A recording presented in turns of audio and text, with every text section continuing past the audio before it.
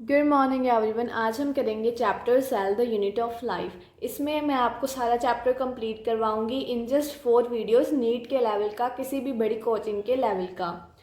तो सबसे पहले हमको पता होना चाहिए कि सेल डिस्कवर कैसे हुआ। सबसे पहले एक साइंटिस्ट आए जिसका नाम था रॉबर्ट हुक। उन्होंने सबसे पहले सेल देखा, पर वो सेल जो था डेड था। वो डेड सेल था, वो कोर का सेल था। कोर क्या होता है?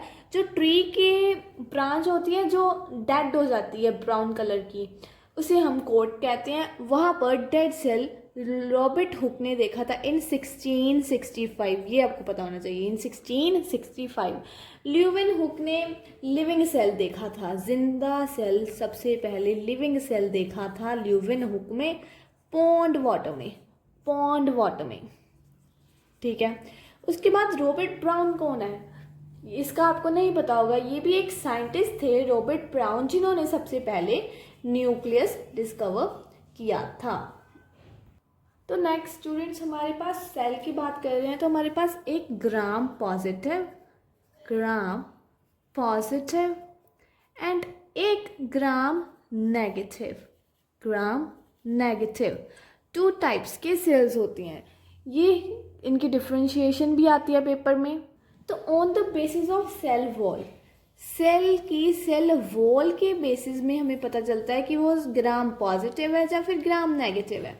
मान लीजिए कि मेरे पास सेल है, ये सेल है, तो जो बीच वाली लेयर होती है वो हमारी होती है, ये वाली लेयर जो होती है ये सेल वॉल होती है।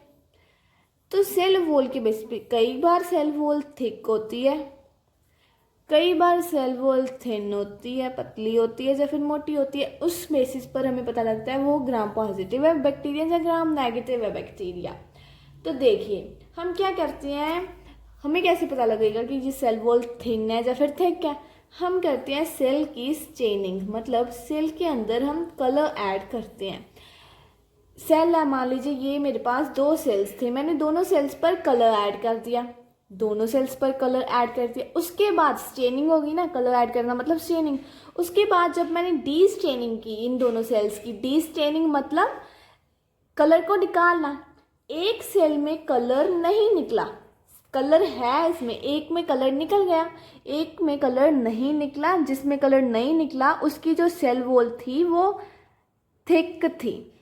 थिक सेल वॉल मतलब वो ग्राम पॉजिटिव होंगे। जिसमें कलर रिमूव हो गया मतलब वो थिन पतली थी, एंड वो ग्राम नेगेटिव बैक्टीरिया होंगे। तो स्टूडेंट्स आगे हमने पढ़ना है सेल मेम्ब्रेन के बारे में। सेल मेम्ब्रेन क्या है? तो सेल मेम्ब्रेन हर एक सेल में प्रेजेंट है, प्रेजेंट इन ऑल सेल्स, वो चाहे यूकैरियोटिक सेल्स हो चाहे प्रोकैरियोटिक सेल्स हो। उसके बाद अगर हम सेल वॉल के बारे में पढ़ते हैं तो हमें पता है कि वो फोस्फोलिपिड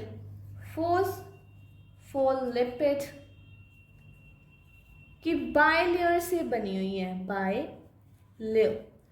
अगर आपने मेरी वीडियो देखी होगी तो आपको पता होगा कि वो फोस्फोलिपिड बाइलेयर से बनी हुई है। वो कैसी दिखती है? इसकी स्ट्रक्चर सेल मेम्ब्रेन की कुछ ऐसी स्ट्रक्चर दिखती है, कुछ ऐसी वह स्ट्रक्चर होती है। तो ये फोस्फोलिपिड है मेरे पास, जो एक स्ट्रक्चर है, ये फोस्फोलिपिड का स्ट्रक्चर है। बाइलेयर इसलिए क्योंकि यहाँ पर भी फोस्फोलिपिड है, यहाँ पर भी फोस्फोलिपिड है, इसलिए ये बाइलेयर होती है। तो अगर मैं ये एक स्ट्रक्चर लूँ, ये एक स्ट्रक्चर की बात करूँ तो ये हेड है, नीचे वाली टेल है। जो हेड है वो हाइड्रोफिलिक है, वाटर लविंग है। हेड जो है वाटर लविंग है। जो टेल है वो हाइड्रोफोबिक है, मतलब वाटर को रिपेल करती है, वाटर से दूर जाती है टेल।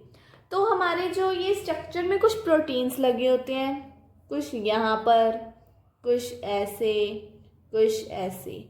इन प्रोटीन्स का नाम क्या है? तो जो ये प्रोटीन है वो अंदर है, इसलिए इसे कहते हैं इंट्रिंसिक प्रोटीन, इंट्रिंसिक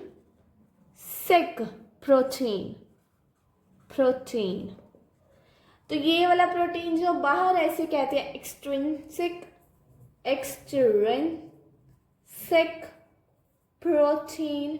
तो जो ये स्ट्रक्चर है इसे हम कहते हैं रिसेप्टर। ये होता है हमारे पास रिसेप्टर, रिसेप्टर।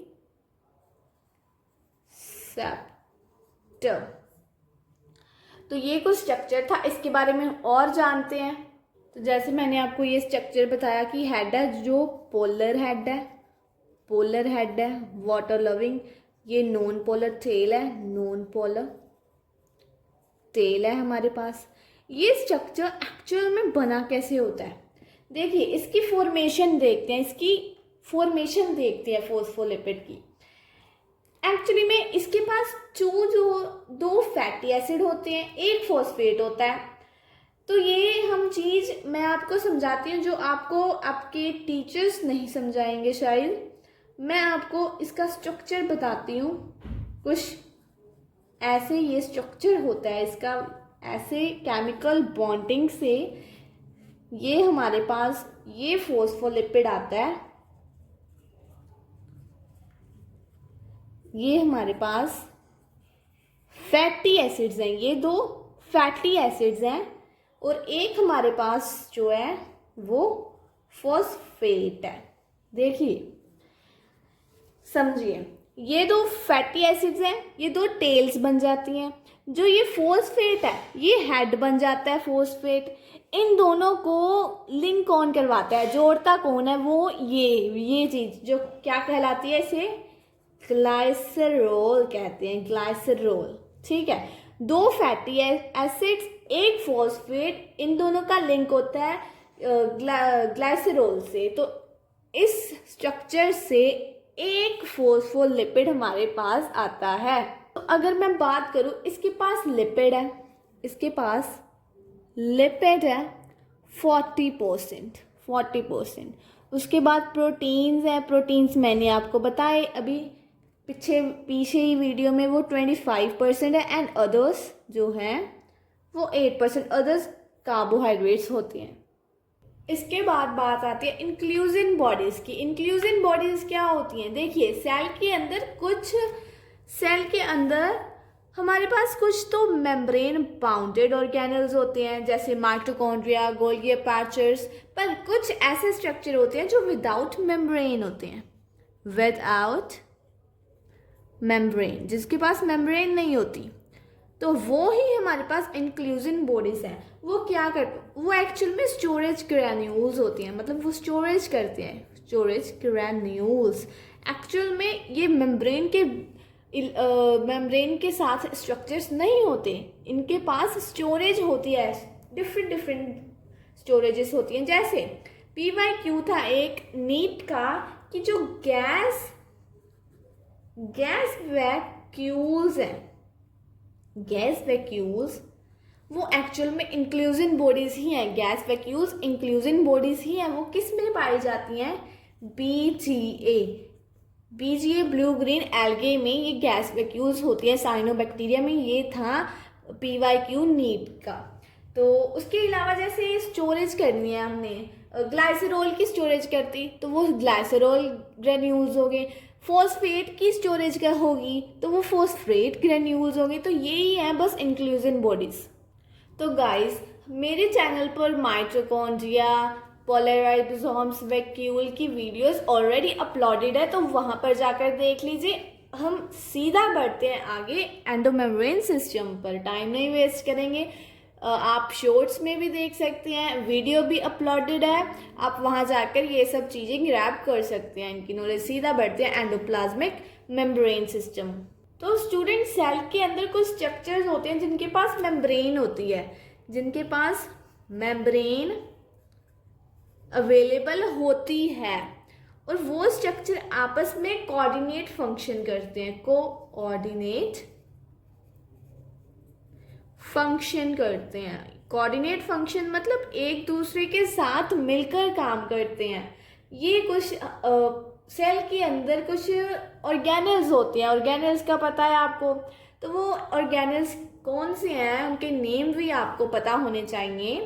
उनका कोऑर्डिनेट फंक्शन है तो हमें पता होना चाहिए सबसे पहले ER, जिसे हम एंडोप्लाज्मिक रेटिकुलम कहते हैं। उसके बाद गोल्गी बॉडीज, उसके बाद जोसोम्स, उसके बाद वैक्यूल्स, वैक्यूल्स। तो ये इनका फंक्शन कोऑर्डिनेट है, इनका कोऑर्डिनेट फंक्शन हमें पता होना चाहिए। ये मैं आपको बताती हूँ। सबसे पहले इनकी जर्नल इंफॉर्मेशन लेंगे, फिर इनका कोऑर्डिनेट फंक्शन क्या है ये भी जानेंगे। तो स्टूडेंट सबसे पहले बात करते हैं ईआर मतलब एंडोप्लाज्मिक रेटिकुलम की। ये आपको डायग्राम दिख रही होगी ईआर की जो डायग्राम है। तो ईआर 2 टाइप्स के होते हैं। एक तो होता है RER, एक होता है SER, smooth endoplasmic reticulum, rough endoplasmic reticulum. तो इसमें राइबोसोम्स अटैच होते हैं, राइबोसोम्स अटैच होते हैं, इसमें राइबोसोम्स अटैच नहीं होते। देखिए R से RER, R से राइबोसोम्स, तो ऐसे आप याद कर सकती हैं। तो इसके पास राइबोसोम्स अटैच होती हैं। तो स्ट्रक्चर देखिए, ये हमारे पास न्यूक्लियस है, ये हमारे पास न्यूक्लियस है। न्यूक्लियस के साथ ही मतलब ER एंडोप्लाज्मिक रेटिकुलम जो है वो बन रहा है। न्यूक्लियस के साथ ही ये डेवलपमेंट हो रही है हमारी एंडोप्लाज्मिक रेटिकुलम की। तो इसमें आप देख सकते हैं ये छोटे छोटे ये राइबोसोम्स अटैच है। राइबोसोम्स किस में होते हैं? RER में, मतलब ये वाला RER है। तो जो रेड कलर का दिख रहा है आपको वो SER है, स्मूथ एंडोप्लाज्मिक रेटिकुलम। ये थोड़ा दूर होता है न्यूक्लियस से। ये देखिए ये साथ में ही डेवलपमेंट हो रही है, पर इसमें थोड़ा गैप है। ये इसके साथ ही इसकी डेवलपमेंट नहीं होती। तो इसमें क्या होता है, कुछ प्रोटीन्स बनती हैं। इसमें कुछ प्रोटीन्स बनते हैं। RER मतलब एंडोप्लाज्मिक रेटिकुलम प्रोटीन्स बनाता है, प्रोटीन्स या फिर लिपिड्स बनाता है। प्रोटीन्स या फिर लिपिड्स आगे जाते हैं किसके पास? गोल्गी अपार्चस के पास। ये प्रोटीन्स अब गोल्गी अपार्चस के पास जाएंगे। ये है गोल्गी अपार्चस। तो इसके पास 2 फेसेस हैं। देखिए कुछ ऐसे कर हमारे पास ये गोल्गी अपार्चस है। मैं आपको डिटेल आगे करवाती हूँ। सिर्फ ये देखिए, एक ये फेस हमारे प्रोटीन्स निकले, यहाँ से प्रोटीन्स निकले ER से, यहाँ से अंदर जाएंगे। तो जिस फेज से वो अंदर जाते हैं एंड जिस फेज से वो बाहर आते हैं, इस फेज से बाहर आएंगे ना, इस फेज से, वो होता है हमारा मैच्योरिंग फेज। जिस फेज से अंदर जाते हैं हमारे जो प्रोटीन्स, उस फेज को कहते हैं हम सिस या फिर फोमिंग फेज। में आगे डिटेल करवाती हूँ। तो स्टूडेंट्स ये हमारा गोल्गी अपार्चस हो गया। गोल्गी अपार्चस सबसे पहले कैमिलो गोल्गी ने डिस्कवर किया था, कैमिलो गोल्गी ने।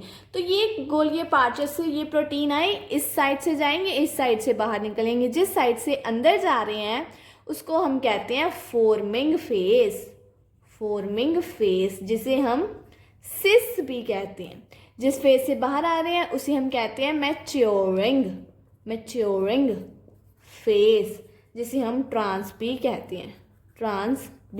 हैं। तो हमारे जो एनिमल सेल्स होते हैं उनमें तो गोल्गी अपार्चस ऐसे होता है ग्रुप्स में एक साथ, पर प्लांट सेल में वो ऐसे एक साथ ग्रुप्स में नहीं होते, वो अकेले होते हैं ये गोल्गी अपार्चस। तो गोल्गी अपार्चस से जो अंदर कुछ फॉर्मेशन होगी, अंदर जो प्रोटीन गया उसकी कुछ ना कुछ, वो प्रोटीन गोल्गी अपार्चस उस प्रोटीन को कुछ ना कुछ करेगा, तभी वो जो है बाहर निकलेंगे। जो बाहर निकल रहा है वो होता है वेसिकल। इसके बारे में आगे बढ़ते हैं। पहले इसके अंदर क्या फंक्शन हो रहे हैं? सबसे पहले तो पैकेजिंग,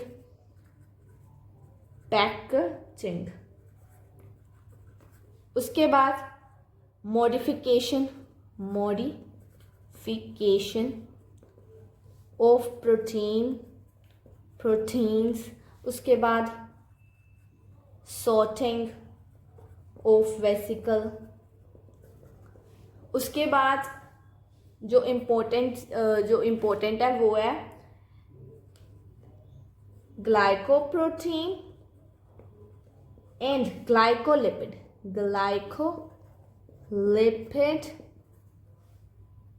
सिंथेसिस।